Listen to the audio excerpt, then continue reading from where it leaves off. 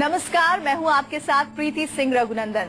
संजीवनी में आप सभी का स्वागत है ताकि स्वस्थ रहें आप। इस भागदौड़ भरी जिंदगी में अपना और अपने परिवार की सेहत का ख्याल रख पाना थोड़ा मुश्किल होता है, लेकिन आप टेंशन न लें क्योंकि हमें आपके परिवार की सेहत की फिक्र है। इसीलिए हम हर दिन संजीवनी के माध्यम से आपकी समस्याओं का समाधान लेकर आते हैं। तो रोज की तरह आज भी हमारे साथ मौजूद हैं विश्व प्रसिद्ध आयुर्वेदाचार्य डॉक्टर प्रताप चौहान। डॉक्टर साहब, स्वागत है आपका। Thank you.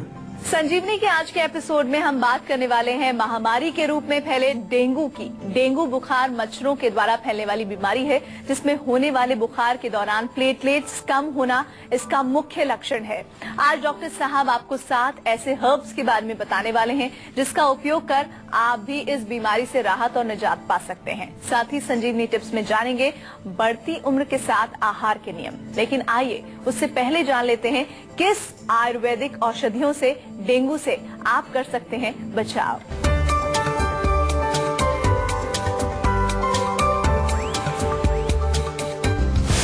पपीते का पत्ता, तुलसी का पत्ता, मेथी का पत्ता और हल्दी, जो बचाएंगी आपको डेंगू से।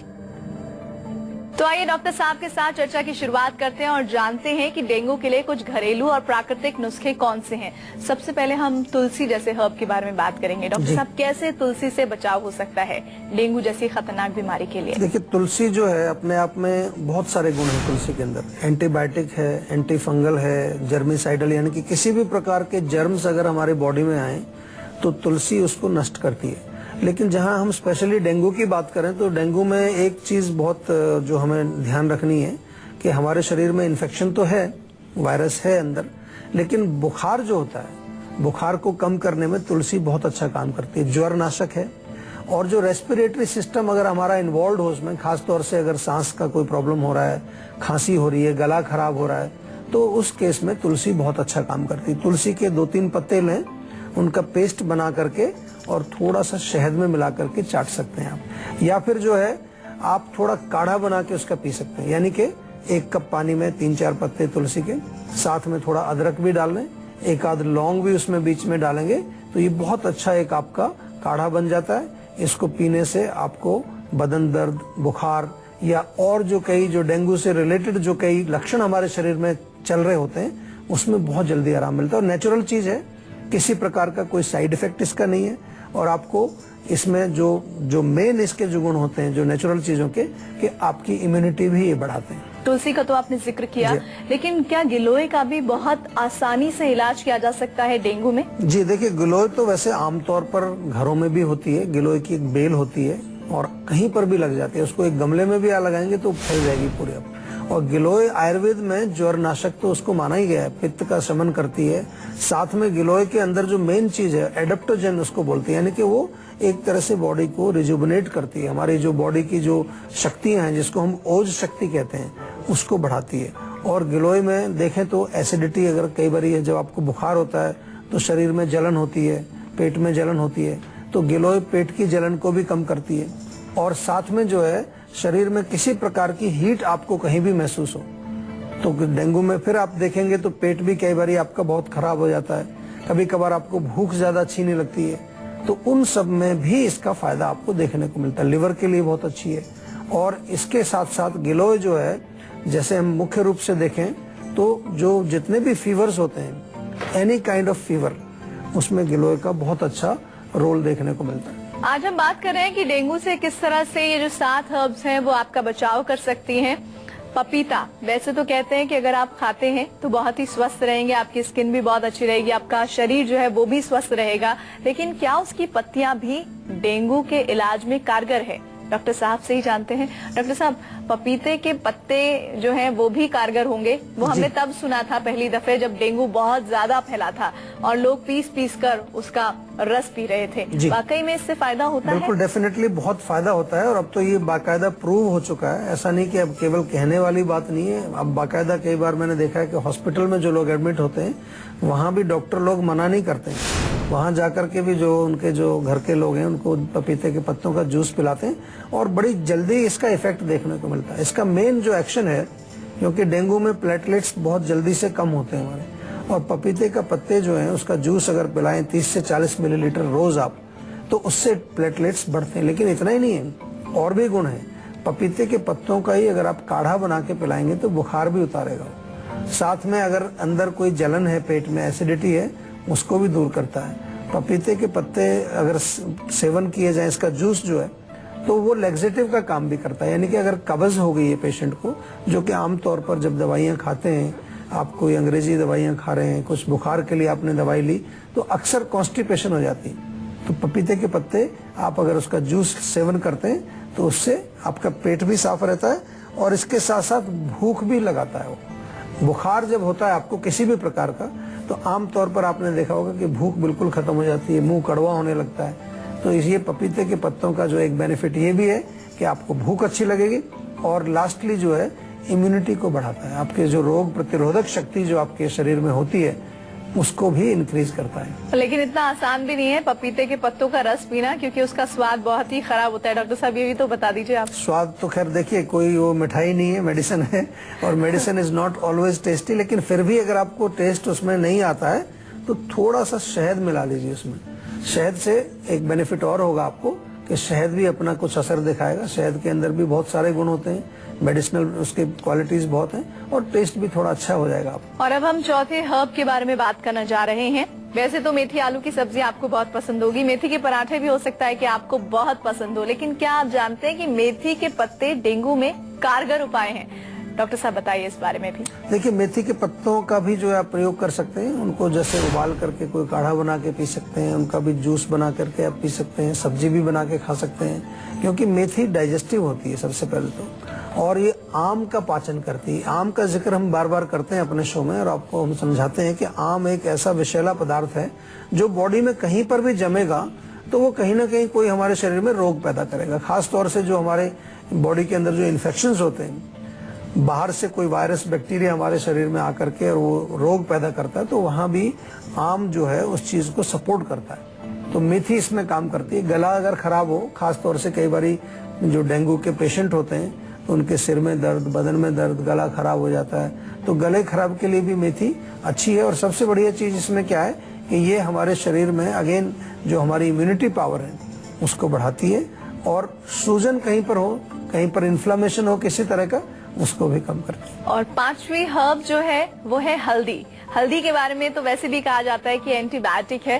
डॉक्टर साहब, हल्दी हम शायद पहली दफे सुन रहे हैं कि डेंगू में भी इसका इलाज संभव है और इससे डेंगू से बचाव हो सकता है, कैसे? देखिए, हल्दी का तो अभी रिसर्च हुआ है कि हल्दी तो कैंसर में भी काम करती है। यहाँ तक कि हल्दी को पूरा कीमोथेरेपी टाइप का, वो कहते हैं कि जैसे कीमोथेरेपी होती है, और कीमोथेरेपी आपको मालूम है कि वो तो ऐसी खतरनाक सेल्स को भी नष्ट कर देती है जो कि कैंसर की सेल्स हैं। तो इसमें ऐसे गुण होते हैं, और हल्दी तो एक रामबाण औषधि है। आपने देखा होगा उसमें इतने सारे गुण हैं, जैसे आपने कहा एंटीबायोटिक है, एंटी इन्फ्लेमेटरी है, कहीं पर जो है आपको शरीर में किसी प्रकार का इन्फेक्शन हो।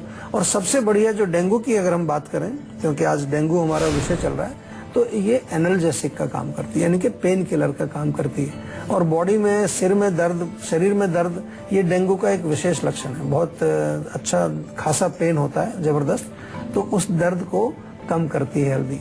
तो जरूरी नहीं है आपको कोई पेन किलर ही लेना है, क्योंकि पेन किलर लेने से और कब्ज बढ़ जाती है कई बारी और दुष्प्रभाव उसके होते हैं। You try natural things. थोड़ा सा हल्दी गुनगुने पानी में घोल करके पी लीजिए। गर्म दूध में हल्दी डाल करके पिलाते हैं, आपको ध्यान होगा, कहीं पर भी चोट लग जाए, कहीं बॉडी में पेन हो रहा है, तो हल्दी वाला दूध हमेशा से चलता है हमारे। दैट मीन्स वो हमारे दर्द को नष्ट करती है। और डेंगू में अगर बॉडी एक होता है या आपको हेडेक होता है तो उसमें रिलीफ मिलेगा इसके लेने से। डेंगू से बचाव की 7 हर्ब्स का हम जिक्र कर रहे हैं। अब डॉक्टर साहब बताइए, डेंगू में काली मिर्च का क्या कमाल है? देखिए, काली मिर्च जो है वैसे तो तीखी होती है, सभी को मालूम है, और उसमें तीखा होने से एक गुण उसका है कि वो बॉडी में गर्मी पैदा करती है। कई बार आपने देखा होगा कि जब बुखार आपको तेज आ रहा है तो अगर उसमें पसीना आ जाए अच्छी तरह से, कुछ लोग तो बल्कि जानबूझ के पसीना लेने का कोशिश करते हैं, तो पसीना आने के बाद बुखार आपका कम होता है, क्योंकि जो पसीना आता है उसके साथ काफी सारे टॉक्सिन्स बॉडी के बाहर निकल जाते हैं। तो यही गुण है हमारे काली मिर्च के अंदर कि वो स्वेटिंग पैदा करती है, और स्वेटिंग होगी तो बुखार में फर्क मिलेगा आपको। दूसरा, डिटॉक्सिफिकेशन का काम करती है। जो बॉडी के अंदर किसी प्रकार के टॉक्सिन्स हैं, कोई प्रकार के बाह्य तत्व जो शरीर में जमा हो गए, उनको शरीर से बाहर निकालती है। डाइजेस्टिव भी है, पाचन में तो आमतौर पर जो मसालों में प्रयोग उसका होता है, गरम मसाले में प्रयोग होता है, यानी कि वो हमारी अग्नि का दीपन और पाचन दोनों के जो हमारे फंक्शन है, stimulation of the digestive fire और helping the food to get digested easily, दोनों में इसका अच्छा रोल है काली मिर्च का। और पेन किलिंग का भी काम करती है, एनाल्जेसिक इसके अंदर भी गुण है। तो काली मिर्च का प्रयोग कैसे करेंगे? काली मिर्च के 2-3 वो पीसेस लेकर के या तो उनको थोड़ा कूट के पानी में उबाल करके आप पी सकते हैं, काढ़ा टाइप का। चाहे तो उसमें थोड़ा शहद भी मिला लीजिए, दैट इज वेरी गुड। या थोड़ा सा चुटकी भर उसका पाउडर भी शहद में मिला के चाटेंगे, उससे भी आपको रिलीफ मिलेगा। अमूमन हम आप ये सुनते आते हैं, अगर डेंगू हुआ है तो नारियल पानी पीजिए, नारियल पानी पीने से काफी सुधार होगा। लेकिन असल में नारियल पानी कैसे काम करता है, यही हम इसका उत्तर जानेंगे डॉक्टर साहब से। डॉक्टर साहब, ये तो हम सब जानते हैं कि जैसे ही डेंगू हुआ नहीं, हर कोई चाहता है कि भाई अब मरीज को आप नारियल पानी देना शुरू कर दीजिए, लेकिन इसकी वजह क्या है? वाकई डेंगू में कैसे नारियल पानी बहुत असरदार है? देखिए, कूलिंग है सबसे बड़ा गुण, तो ये है कि वो बॉडी को ठंडक पहुंचाता है। तो डेफिनेटली है कि डेंगू है तो बुखार है, तेज गर्मी है, शरीर में हीट ज्यादा है। दूसरे जो इसमें गुण है, बहुत अच्छे गुण है कि ये हमारे पूरे यूरिनरी सिस्टम को साफ करता है, किडनी को साफ करता है। आमतौर पर जब फीवर होता है बॉडी में तो हमारी कैंसर होता है, इनको हमें एक तरह से एक विशेष टेम्परेचर में रखना पड़ता है। अगर ज्यादा गर्मी बढ़ जाएगी तो लिवर में भी खराबी आ जाती है, किडनी में भी। कई बार देखा होगा आपने, डॉक्टर लोग भी बताते हैं कि ज्यादा गर्म दवाई खाने से लिवर खराब हो जाता है, ज्यादा गर्म दवाई खाने से, पेन किलर खाने से आपकी किडनी पर असर आ जाता है। तो ये एक तरह से सपोर्टिंग काम करता है नारियल पानी। क्या काम करेगा कि आपके बॉडी के अंदर के टेम्परेचर को थोड़ा कूल रखता है, ताकि अगर आप जो दवाइयां भी अगर खा रहे हैं, अंग्रेजी दवाइयां भी आप खा रहे हैं, तो उनका दुष्प्रभाव कम से कम हो। दूसरा जो है, इम्यूनिटी को बढ़ाता है, हमारे शरीर की जो रोग प्रतिरोधक शक्ति को ये बढ़ाता है और पूरे सिस्टम को एक तरह से हम कहें तो डिटॉक्सिफाई करता है। तो हमने 7 हर्ब्स के बारे में आपको बता दिया है। बारी है आज की संजीवनी की, जिसमें डॉक्टर साहब से जानेंगे कुछ छोटी छोटी मगर कारगर बातें जिनका इस्तेमाल कर आप बच सकते हैं डेंगू से। तो डॉक्टर साहब बताइए इस बारे में भी कुछ। देखिए, सबसे पहली चीज तो ये है कि आपको प्रिवेंशन पर ध्यान देना चाहिए, रोग आपके पास आए ना। उसके लिए 2-3 चीजें बहुत इंपॉर्टेंट हैं कि एक तो आजकल काफी प्रचार भी आपको देखने को मिल रहा है, जगह जगह पर आपको बोर्ड भी मिल रहे हैं, टीवी में भी ऐड आती हैं कि अपने जो है आसपास में, घर के अंदर कहीं पर भी पानी जमा ना होने दें। खड़ा हुआ पानी अगर रहेगा ज्यादा तो उसमें ये ब्रीडिंग होती है इसकी। दूसरा जो है, घर के अंदर पूरा आपको प्रयास करना है कि मच्छर एंटर ना करें, चाहे जाली आपके घर में लगाएं या कोई स्प्रे आप करें किसी तरह का। नीम के पत्ते जगह जगह आप रखें। धूपन यानी कि कई प्रकार की जड़ी बूटियां जो धूप वगैरह, जैसे धूप की सामग्री होती है, जो हवन सामग्री जो होती है, उसको बर्न करने से भी काफी सारे कीटाणु हमारे शरीर से, हमारे घर के अंदर से बाहर निकलते हैं। तुलसी का पौधा हमारे यहाँ पर इसलिए रखा जाता है कि उसमें से भी एक फ्रेग्रेंस निकलती है जो काफी कीटाणुओं को दूर रखती है। तो वो भी आप घर में एक तुलसी का पौधा आप रख सकते हैं। और इसके अतिरिक्त जो है, ये तो प्रिवेंशन की बात है, हमारे खाने पीने का जो आपको ध्यान रखना। दूसरा जो है, आपको अपने शरीर की इम्यूनिटी को मजबूत रखना है और इम्यूनिटी बढ़ाने के लिए कुछ चीजें बहुत अच्छा काम करती हैं। आप नियमित रूप से थोड़ा सा जो है च्यवनप्राश का सेवन करें, बादाम रात को 7-8 भिगोएं, किशमिश साथ में भिगो दें, उनका सेवन करें। भोजन जो है पौष्टिक करना चाहिए। और बरसात के सीजन में आम तौर पर आपको कोशिश ये करनी है कि बाहर जो रोड साइड पर जो खाना मिलता है, बहुत सारी चीजें मिलती हैं, उनका सेवन बिल्कुल ना करें, क्योंकि वो काफी जो है एक कारण बनती है हमारे बॉडी के इम्यून सिस्टम को नष्ट करने के लिए और हमारे शरीर में आम पैदा करने के लिए। तो अगर आप भी हेल्थ से जुड़ी अपनी समस्याओं का समाधान चाहते हैं तो आप हमारे सेहत के नंबर 0129404040 पर कॉल कर अपना फोन। ब्रेक के बाद एक बार फिर से संजीवनी में आप सभी का स्वागत है और अब बारी है संजीवनी टिप्स की, जिसमें डॉक्टर साहब आपको बताने वाले हैं बढ़ती उम्र के साथ आहार के नियम क्या हैं। डॉक्टर साहब, वाकई में ये कहा जाता है कि अगर आप बढ़ती उम्र के साथ अपनी फूडिंग हैबिट नहीं बदलते हैं तो समझ लीजिए कि समस्याओं को आप न्योता दे रहे हैं। ऐसे में आप बताइए आज की टिप्स क्या है। ये बहुत एक कॉमन सी सेइंग है, बड़ी अच्छा मंत्र है, ईट लेस लिव लॉन्गर, ऐसा कहा गया है। और खास तौर से ये बिल्कुल सही, आयुर्वेद के अनुसार भी सही बैठती है, क्योंकि हमारे यहाँ भी ये मेंशन्ड है कि हमारी जो जठराग्नि है, जो पाचक अग्नि है, वो हमेशा मजबूत रहनी चाहिए। अगर आपको स्वस्थ रहना है, लॉन्ग लाइफ आपको चाहिए, लॉन्जेविटी चाहिए, तो आपका डाइजेशन मजबूत रहना चाहिए। आमतौर पर अराउंड 40 ईयर, जब 40 के आप होते हैं, बढ़ती उम्र की हम बात करें तो 40 के आसपास जब आप पहुंच जाते हैं तो फिर उस समय कुछ चीजों को आपको चेंज करना चाहिए, अपनी फूड हैबिट्स को चेंज करना चाहिए। यानी कि at least go for more light foods जो आसानी से पच जाएं। 50 के जब हो जाते हैं तो तब कोशिश ये करनी चाहिए कि मेन 2 ही मील रखें, बीच में जो तीसरा मील है उसको थोड़ा लाइट करें, चाहे तो उसमें फ्रूट्स वगैरह खाएं। और जब आप 60 के ऊपर पहुंचते हैं तब तो और भी आपको कम करना पड़ता है। और इस उम्र में खास तौर से आयुर्वेद में भी लिखा है कि वात का प्रकोप होता है।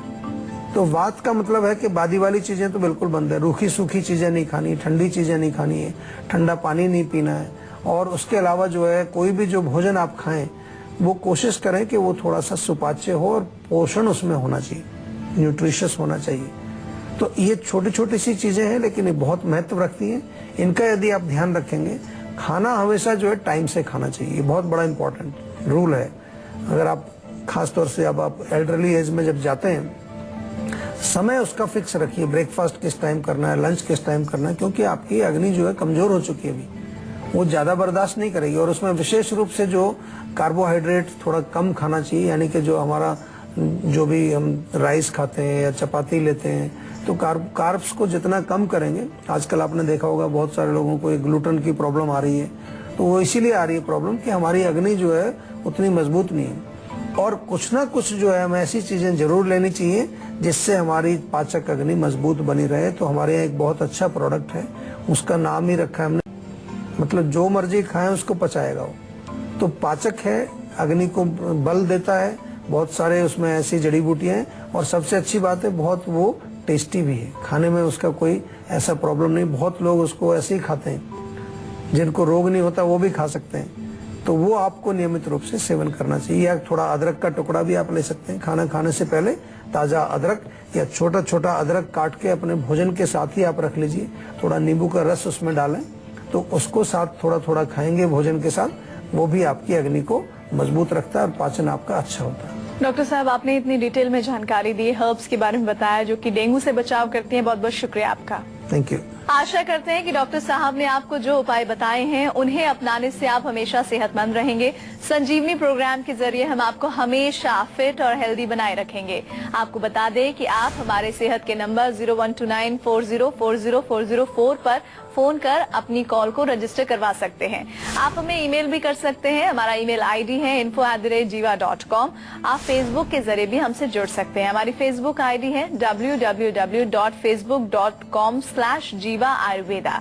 तो इसी उम्मीद के साथ कि आप हमेशा खुश रहेंगे, स्वस्थ रहेंगे, अगले एपिसोड में आपसे फिर मुलाकात होगी। तब तक के लिए मुझे दीजिए इजाजत। नमस्कार।